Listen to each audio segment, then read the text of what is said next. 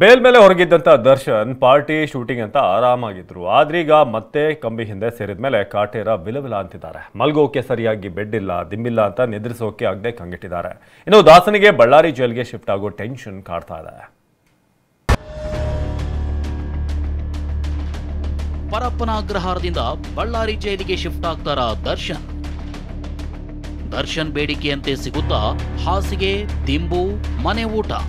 ಬಳ್ಳಾರಿ ಕೇಂದ್ರ ಕಾರಾಗೃಹಕ್ಕೆ ದರ್ಶನ್ ಶಿಫ್ಟ್ ಮಾಡಲು 64ನೇ ಸೆಷನ್ಸ್ ಕೋರ್ಟ್ಗೆ ಅರ್ಜಿ ಸಲ್ಲಿಸಲಾಗಿದೆ. ನಿನ್ನೆ ಇದರ ವಿಚಾರಣೆ ನಡೆದಿದ್ದು, ವಿಶೇಷ ಸರ್ಕಾರಿ ಅಭಿಯೋಜಕ ಪ್ರಸನ್ನ ಕುಮಾರ್ ಆರೋಪಿ ದರ್ಶನ್ ಅವರನ್ನ ಜಾಮೀನು ಪಡೆಯುವ ಮುನ್ನ ಬಳ್ಳಾರಿ ಜೈಲಿನಲ್ಲಿ ಇರಿಸಲಾಗಿತ್ತು.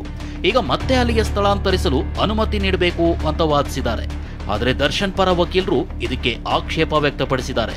ವಿಡಿಯೋ ಕಾನ್ಫರೆನ್ಸ್ ಮೂಲಕ ವಿಚಾರಣೆ ಕಷ್ಟವಾಗುತ್ತೆ ಅಂತ ವಾದಿಸಿದ್ದಾರೆ.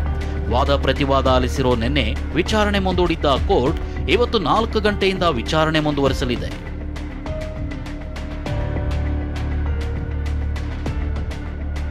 ಬಳ್ಳಾರಿ ಸೆಂಟ್ರಲ್ ಜೈಲಿನ ಚಿತ್ರಣವೇ ಬದಲು. ಎಲ್ಲಿ ಬಳ್ಳಾರಿ ಜೈಲಿಗೆ ಎತ್ತಂಗಡಿ ಆಗ್ತೀನೋ ಅಂತ ದರ್ಶನ್ಗೆ ಬಿಪಿ ಹೆಚ್ಚಾಗ್ತಿರೋ ನಡುವೆ ಆತ ಬಳ್ಳಾರಿ ಜೈಲಿನ ಚಿತ್ರಣವನ್ನೇ ಬದಲಿಸಲಾಗಿದೆ. ಕಳೆದ ಬಾರಿ ದರ್ಶನ್ ಬಳ್ಳಾರಿ ಜೈಲು ಸೇರಿದಾಗ ಆತ ನಡ್ಕೊಂಡು ಬರ್ತಿದ್ದ ದೃಶ್ಯ ಕ್ಯಾಮೆರಾ ಕಣ್ಣಿಗೆ ಕಾಣ್ತಿತ್ತು. ಆದ್ರೆ ಈ ಬಾರಿ ಕಾಂಪೌಂಡ್ ಎತ್ತರಿಸಲಾಗಿದೆ, ಗೇಟ್ಗೂ ಶೀಟ್ ಅಳವಡಿಸಲಾಗಿದೆ. ನಾವೀಗ ಬಳ್ಳಾರಿಯ ಸೆಂಟ್ರಲ್ ಜೈಲ್ನ ಮುಂಭಾಗದಲ್ಲಿದ್ದೀವಿ. ಅಂದ್ರೆ ಕಳೆದ ಬಾರಿ ದರ್ಶನ್ ಇದ್ದಾಗ ಕೇವಲ 5 ಫೂಟ್ ವರೆಗೆ ಮಾತ್ರ ಈ ಗೋಡೆ, ಅಂದ್ರೆ ತಡೆಗೋಡೆ ಇತ್ತು, ಅಂದ್ರೆ ಜೈಲ್ನ ಹೊರಭಾಗದಲ್ಲಿರ್ತಕ್ಕಂಥ ಗೋಡೆ ಇತ್ತು. ಆತ ಹೋದ ಬಳಿಕ ಸುಮಾರು 5 ಫೂಟ್ಗಳಷ್ಟೇ, ಅಂದ್ರೆ ಸುಮಾರು 10 ಫೂಟ್ಗಳಷ್ಟು ಎತ್ತರವಾಗಿರ್ತಕ್ಕಂತಹ ಜೈಲ್ನ ಗೋಡೆಯನ್ನ ನಿರ್ಮಾಣ ಮಾಡಿದ್ದಾರೆ. ಜೊತೆಗೆ ಈ ಕಾಂಪೌಂಡ್ ಗೇಟ್ನ ಒಳಭಾಗವನ್ನು ಗಮನಿಸಬಹುದು. ಇದಕ್ಕೂ ಸಂಪೂರ್ಣವಾಗಿ ಪ್ಲಾಸ್ಟಿಕ್ ಕವರ್ ಅನ್ನ ಮಾಡುವ ಮೂಲಕವಾಗಿ ಒಳಗೆ, ಅಂದ್ರೆ ಜೈಲಿನ ಒಳಭಾಗದಲ್ಲಿ ಏನೂ ಕಾಣಿಸಬಾರದು ಕೂಡ ಈಗಾಗಲೇ ಕಟ್ಟುನಿಟ್ಟಿನ ಕ್ರಮವನ್ನ ಈಗಾಗಲೇ ಜೈಲಾಧಿಕಾರಿ ತೆಗೆದುಕೊಂಡ್ರು. ಯಾವುದೇ ವಿಐಪಿ ಸೌಲಭ್ಯ ಕೊಡಂಗಿಲ್ಲ ಅಂತ ಸುಪ್ರೀಂ ಕೋರ್ಟ್ ಖಡಕ್ ಆದೇಶ ನೀಡಿದೆ.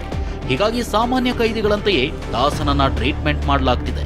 ಹೀಗಾಗಿ ಮೂಲಭೂತ ಸೌಲಭ್ಯಗಳಾದ ಹಾಸಿಗೆ, ದಿಂಬುಗಳನ್ನಾದ್ರೂ ಕೊಡಬೇಕು ಅಂತ ಅರ್ಜಿ ಹಾಕಿದ್ದು, ನಿನ್ನೆ ಇದರ ವಿಚಾರಣೆನೂ ನಡೆಯಿತು.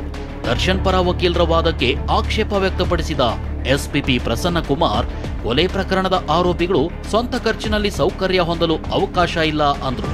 ವಾದ ಪ್ರತಿವಾದ ಆಲಿಸಿದ ಕೋರ್ಟ್ ವಿಚಾರಣೆ ಮುಂದೂಡಿದ್ದು, ಇವತ್ತು ವಿಚಾರಣೆ ಮುಂದುವರಿಯಲಿದೆ. ಬೇಲ್ ಕ್ಯಾನ್ಸಲ್, ಪವಿತ್ರ ಗೌಡಗೆ ಇನ್ನಷ್ಟು ದಿನ ಪರಪ್ಪನ ಅಗ್ರಹಾರವೇ ಫಿಕ್ಸ್. ಇನ್ನು A1 ಆರೋಪಿ ಪವಿತ್ರ ಗೌಡ ಬೇಲ್ಗಾಗಿ 57ನೇ ಸೆಷನ್ಸ್ ಕೋರ್ಟ್ಗೆ ಅರ್ಜಿ ಸಲ್ಲಿಸಿದ್ರು. ಪೊಲೀಸರು ಚಾಲ್ತಿ ಇಲ್ಲದ CRPC ಅಡಿ ಚಾರ್ಜ್ ಶೀಟ್ ಸಲ್ಲಿಸಿದ್ದಾರೆ ಅಂತ ವಾದಿಸಿದ್ರು. ಇದೇ ಅರ್ಜಿಯನ್ನ ಕೋರ್ಟ್ ವಜಾಗೊಳಿಸಿದೆ. ಹೀಗಾಗಿ ಪವಿತ್ರಾಗೆ ಇನ್ನಷ್ಟು ದಿನ ಪರಪ್ಪನ ಅಗ್ರಹಾರ ಜೈಲೇ ಗತಿಯಾಗಿದೆ.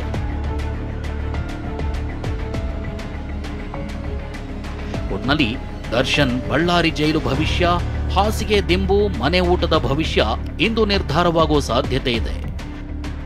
ಬಳ್ಳಾರಿಯಿಂದ ವಿನಾಯಕ್ ಜೊತೆ ಪ್ರಜ್ವಲ್, TV9 ಬೆಂಗಳೂರು.